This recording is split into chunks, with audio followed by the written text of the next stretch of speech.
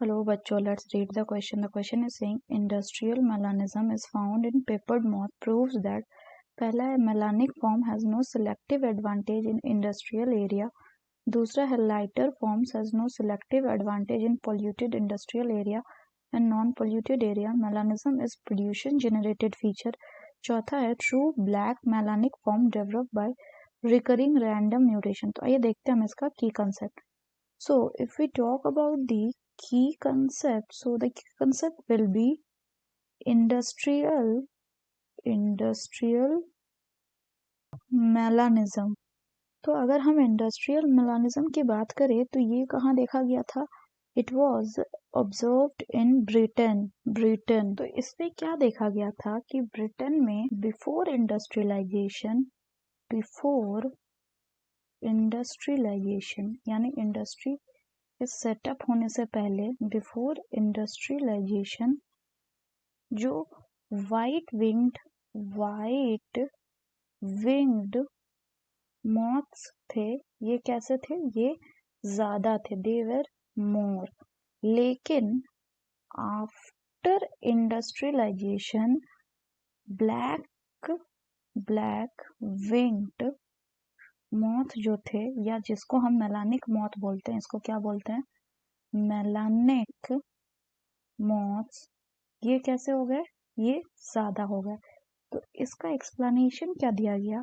इसका एक्सप्लेनेशन दिया गया कि इंडस्ट्रियलाइजेशन से पहले यानी बिफोर इंडस्ट्रियलाइजेशन पोल्यूशन कम था.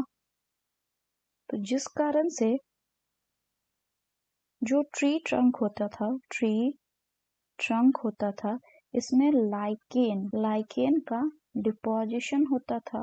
तो इस कारण से जो ये वाइट कलर्ड मॉथ थे, वाइट कलर्ड मॉथ ये क्या करते थे? ये छिप जाते थे उस ट्री ट्रंक के साथ, यानी दे कैमोफ्लेज्ड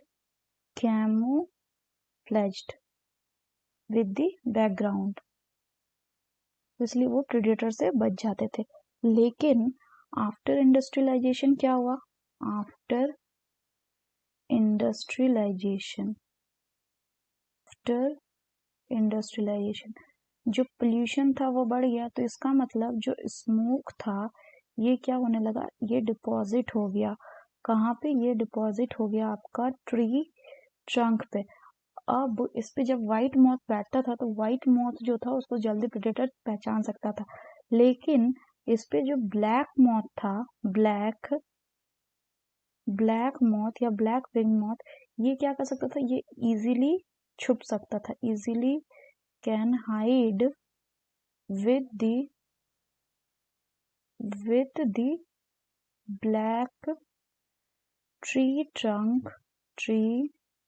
ट्रंक बैकग्राउंड. तो इससे क्या हो गया कि ये प्रेडेशन को इजीली एस्केप कर सकता था, इसलिए इनका नंबर बढ़ गया. तो ये एग्जाम्पल किसका है? ये अगर बात करें so this is the example of natural selection. लेकिन नेचुरल सिलेक्शन की भी बात करें तो नेचुरल सिलेक्शन क्या करता है? ये डिजायरेबल कैरेक्टर को फेवर करता है according to the environment.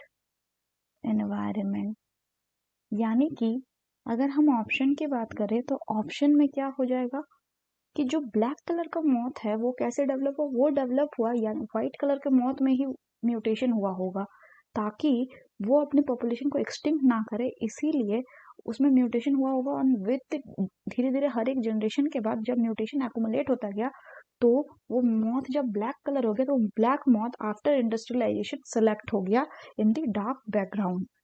So the correct option will be option 4, that is true black melanic form develops by reoccurring random mutation. So that's all for the question, bachcho. Hope you understood it well. Best of luck.